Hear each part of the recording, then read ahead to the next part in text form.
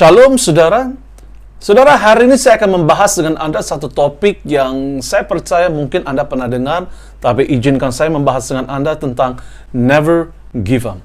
Saudara, kita lihat di sini, saudara, hari-hari ini begitu banyak orang, mereka mudah putus asa, mereka mudah give up, saudara. Maka terjadi banyak orang, mereka membunuh diri, mereka melakukan hal-hal yang aneh, mereka mengambil obat-obat abuse dan sebagainya, saudara. Saudara, begini, hidup ini adalah suatu pertandingan. Yang dianggap menang adalah mereka yang tidak mengenal arti putus asa. Saudara, sebagai anak-anak Tuhan, saudara, kita tidak bisa putus asa. Kita harus tetap percaya bahwa Tuhan pasti menolong kita. Saudara, begini, Tuhan itu tidak pernah lambat, Dia tidak pernah cepat, Dia selalu tepat pada waktunya. Kalau Tuhan tepat pada waktunya, saudara, saya percaya setiap kita, kerja kita adalah sabar menanti pertolongan Tuhan. Saudara, saya akan bacakan satu ayat firman Tuhan di dalam 2 Korintus pasal 4 ayat 8 berkata, "Dan segala hal kami ditindas, namun tidak terjepit. Kami habis akal, namun tidak putus asa." Saudara, Paulus menulis kitab ini, saudara. Kenapa? Paulus, saudara, berkata begini, kita tidak bisa putus asa, saudara.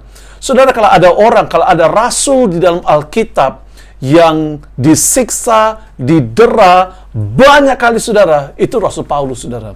Saudara, Alkitab berkata gini, Paulus dicambuk 39 kali, saudara. 39 kali itu Paulus itu dicambuk, saudara. Saudara, ahli teologi berkata cambukannya, ujung dari cambukannya ada satu kail seperti pancing ikan. Setiap kali dicambuk, saudara, kulitnya itu akan cabut, saudara. Saudara, bayangkan hari ini, saudara, sekalipun Paulus menghadapi siksaan, dia dianiaya, dia diperlakukan tidak adil, dia dihukum dan sebagainya, dia tetap bisa mengatasinya dan menjadi pemenang. Saudara, makanya dia berkata gini, dalam segala hal kami ditindas namun tidak terjepit, kami habis akal namun kami tidak putus asa. Saat Anda habis akal, saudara, jawabannya never give up. Jangan putus asa dalam kehidupanmu, apapun terjadi. Saudara, ada satu ayat firman Tuhan lagi saya akan bacakan, adalah Kejadian pasal 25 ayat 22 dan 23. Tetapi anak-anaknya bertolak-tolakan di dalam rahimnya, dan ia berkata, jika demikian halnya, mengapa aku hidup? Dia pergi meminta petunjuk kepada Tuhan. Firman Tuhan kepadanya, ada 2 bangsa dalam kandunganmu, dan 2 suku bangsa dalam rahimmu. Suku bangsa yang satu akan lebih kuat dari yang lain, dan anak yang tua akan menjadi hamba kepada anak yang muda. Saudara, ini berbicara tentang apa? Rahel, saudara, dia hamil dengan anak kembar. Saudara, mungkin pada saya tidak dapat ekspresikan bagaimana rasanya seorang wanita yang hamil dengan kesakitan. Tapi saudara, saya dapat bayangkan kesakitannya sangat luar biasa, tidak dapat dibayangkan, saudara. Dia sangat-sangat kesakitan.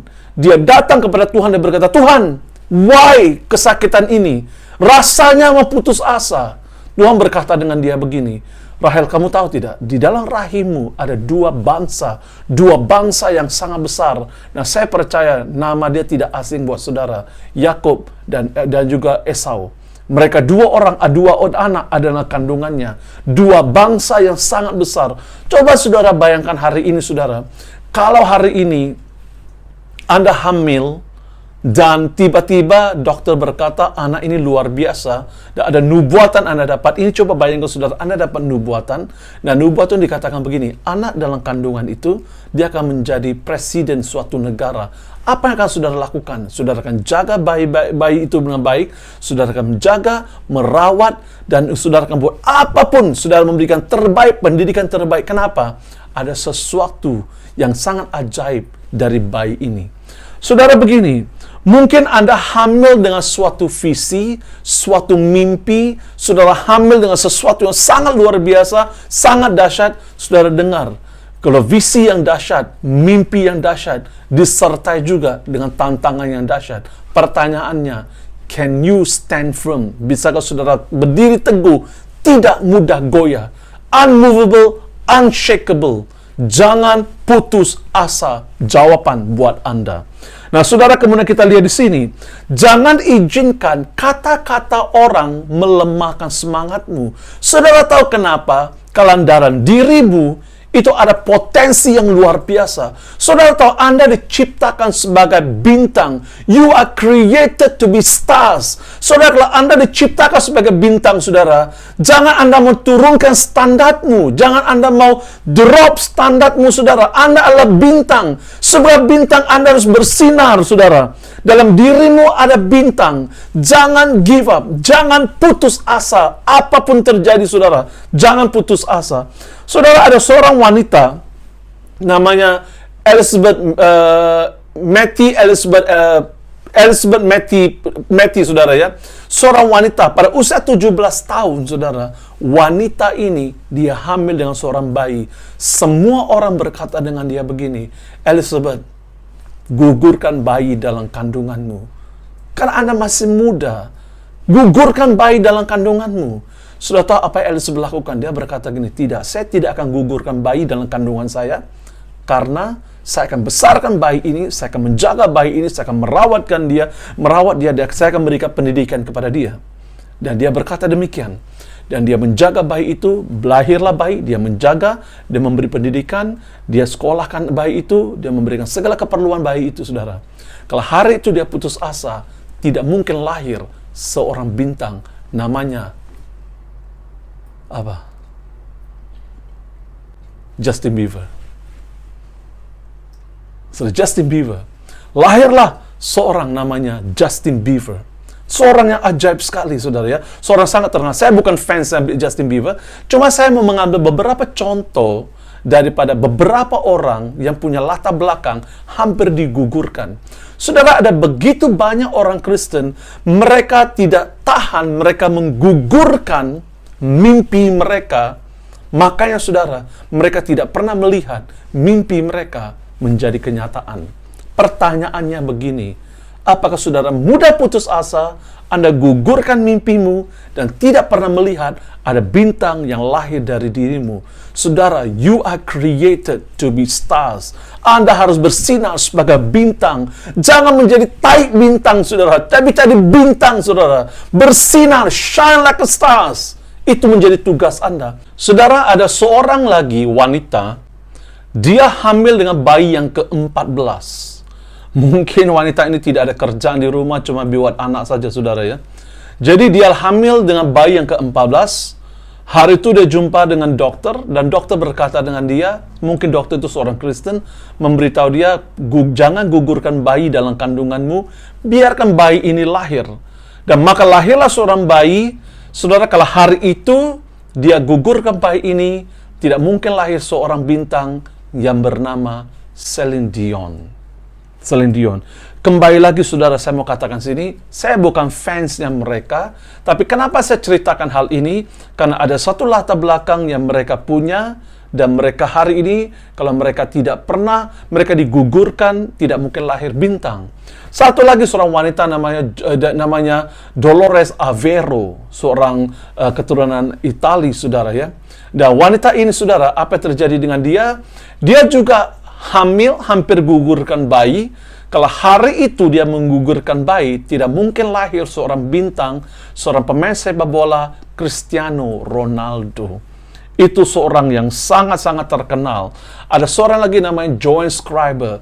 Joan Scriber juga hampir menggugurkan bayi dalam kandungannya. Hari itu, kalau Joan menggugurkan bayi, tidak mungkin lahir seorang teknokrat yang sangat luar biasa, seorang yang sangat jenius, saudara. Namanya adalah Steve Jobs. Ya, saudara ya, tidak mungkin lahir. Nah, satu lagi ada seorang wanita namanya Margaret. Margaret ini, saudara, waktu masa mudanya, saudara, begitu liar sekali. Dia hidup sebagai orang sangat liar. Dia pergi kemana-mana, dia buat apa-apa, dia hidup bebas, hidup seks bebas dan sebagainya. Maka dia hamillah dengan seorang bayi. Dan keluarganya, saudara, tidak setuju dengan bayi ini, karena bayi ini lahir daripada seorang yang hamilkan dia adalah seorang berkulit hitam, saudara ya, Black African American yang hamilkan dia. Mereka semua keluarga tidak setuju. Mereka suruh wanita ini gugurkan bayi dalam kandungannya. Dia tidak gugurkan bayi. Kenapa dia tidak gugurkan bayi? Sudah, karena dia berkata dia akan jaga bayi itu. Dia jaga, dia merawat bayi itu, dan dia adalah Israeli Israel Houghton. Kalau Anda tahu banyak lagu-lagu terkenal yang beliau nyanyikan, Israel Houghton. Saudara, begini, kenapa? Why give up? Kenapa orang begitu putus asa, saudara? Kenapa orang cenderung putus asa? Jawabannya salah satu, mereka takut gagal. Saudara, gagal itu suatu hal yang sangat lumrah. Kalau Anda gagal dan Anda tinggal tetap di satu tempat, itu salah. Saudara, yang harus kita lakukan, kita tahu kita gagal, kita tahu kita jatuh, kita harus bangkit 1000 kali, dan kita harus maju. Saya percaya Tuhan yang kita sembah adalah Tuhan yang ajaib. Tuhan bisa memberi kemenangan buat Anda.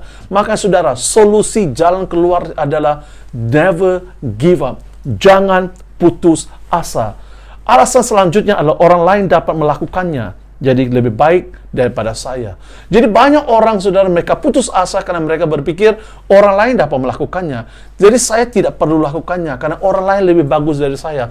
People are better than me, I don't have to do it. Saya percaya, saudara, itu cara pikir yang sangat salah. Saudara, selanjutnya mereka sangat letih, lesu, mendominasi hidup mereka. Ada begitu banyak orang, saudara, mereka mudah putus asa karena mereka sudah letih, mereka sudah lesu. Saudara, letih dan lesu mendominasi hidup mereka, dan mereka merasa hidup ini tidak ada artinya. Mereka tawar dengan kehidupan. Saudara, dengar baik-baik. Jangan tawar dengan kehidupanmu. Saudara, semakin banyak Anda gagal, semakin dekat Anda sedang menghampiri kepada keberhasilan. Saudara, ada seorang, saudara, namanya Colonel Sanders. Kalau Anda tahu KFC, mungkin Anda suka KFC. Dia adalah foundernya. Saudara, dia gagal lebih daripada 2000 kali. Dia berkata begini, setiap kali aku gagal, aku sedang menghampiri kepada keberhasilan. Saudara, kegagalan is not end of your life. Kegagalan bukan akhir dari kehidupan, tapi kegagalan adalah awal daripada kehidupan, supaya Anda bisa naik, Anda bisa terbang tinggi, Anda bisa menjadi seorang pemenang, dan Anda bisa berhasil dalam kehidupanmu.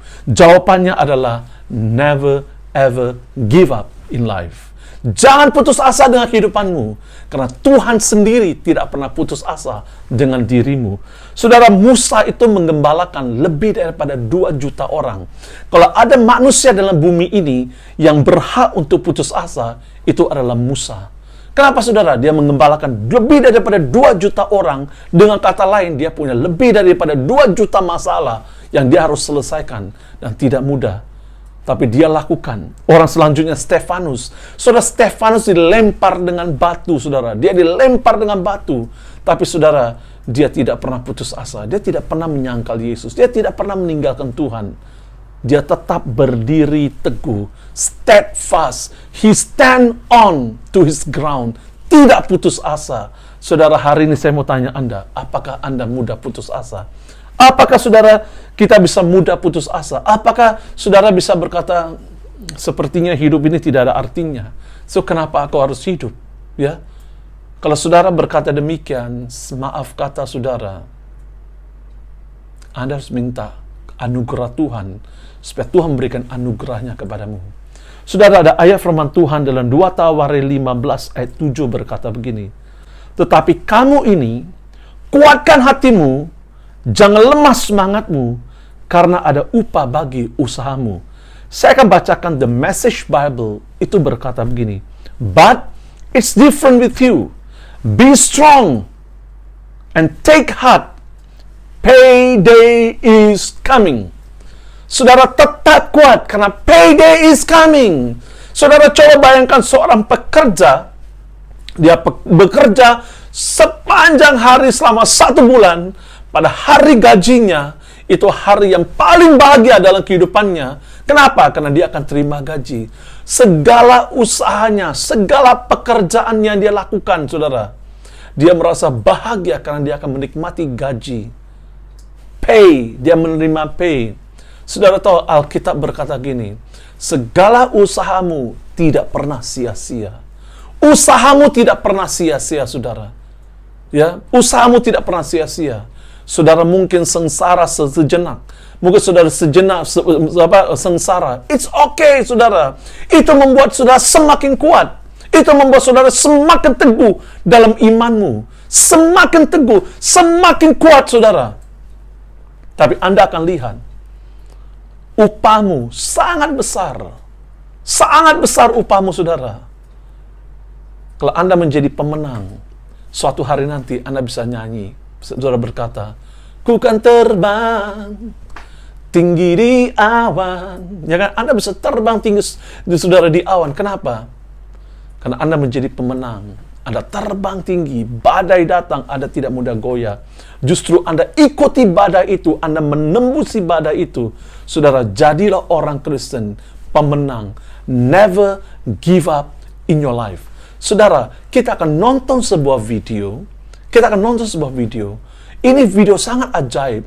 Saudara, kalau Anda jatuh, jangan jatuh di sana saja, saudara. Jangan tertidur di situ. Anda harus bangkit. Kalau Anda bangkit, saudara, saya yakin, saya percaya, Anda akan menjadi lebih daripada pemenang.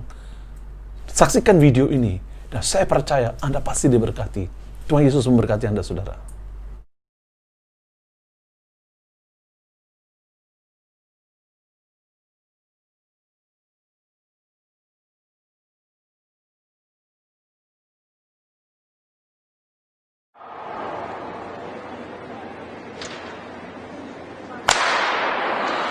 The 600-meter underway. Heather Dorner in Minnesota finished second in this event a year ago. She was in lane 4. And Dornan is probably going to be your favorite. She actually won the NCAA championships in 2006 in the 800, but she's only won one Big Ten championships in the 2 years. 3 laps in this event, 600 meters, 3 times around the 200-meter track here at the field house. What a bold move by Fawn. She's looking very confident, and the Penn State runner is just running amazing today. She did win her heat in the 400, but ended up taking 4th overall. That's Fawn Dorr moving into the lead, a sophomore from Penn State. Dornerdon running second. Dornan last year scored 23 points for the Golden Gophers in their Big Ten championship, so they're really relying on getting a lot of points from her this weekend, and she's just coming by Fawn Dorr now in the home stretch, heading into the bell lap. Oh, went down. Dornerdon falling down, gets up quickly, but that's going to cost her. Lucky she wasn't injured. Her teammate just went to the front, though, so they may be able to recover from that. And Dornerdon is flying down the backstretch. She is catching up. She is going to catch Fawn Dorr, and she may catch the leaders. Wow. Wow. She's got Fawn. This is a gutsy effort by Dornerdon. Can she pull it off? She's moved into third. Dornerdon coming down the stretch from the outside. Dornerdon coming on strong. Dornerdon all the way. Dornerdon. She did it. Wow. Unbelievable. That is amazing. To fall in a 600, I mean, this is basically a sprint. I mean, this is an extended 400, basically. To fall with 200 meters to go and get up and win, that is unbelievable. Unbelievable. That's one of the most exciting things I've seen. Here's the fall. Oh, she tripped on Fawn's shoe. It looked like Fawn just clipped her heel, and she went down just before the bell lap. Fawn Dorr had to high hurdler to avoid a collision. And she is powering down this home stretch, just doing everything she can to win this heat.